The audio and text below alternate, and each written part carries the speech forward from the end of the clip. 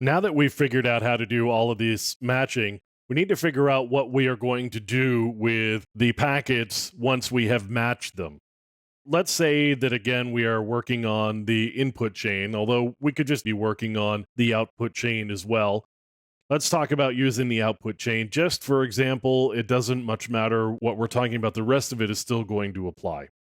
So let's say that we are matching on a destination IP address. Let's say we are talking about 172.19.34.42.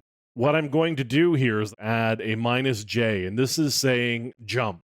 So we are going to jump to a particular target, and there are a couple of targets that you're going to see a lot. One of them is going to be accept. What this says is if this matches, we just automatically accept it, and the packet is allowed to pass through the firewall.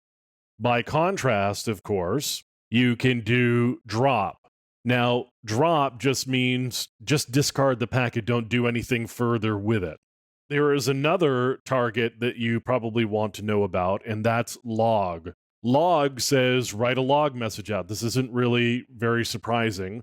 Write a log message out. It's going to go to the system log utility or syslog, and it's going to write a message indicating what was found from the packet.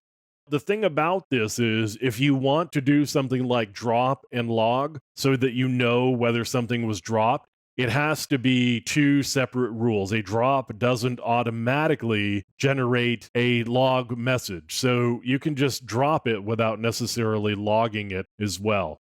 I could do a minus J drop and then a log message indicating that the packet actually came in. We're going to be using targets no matter which table or which chain you are talking about. You're going to be using the jump rule or minus J in order to jump to a target, whether it's allow or whether it's drop or whether it's just log.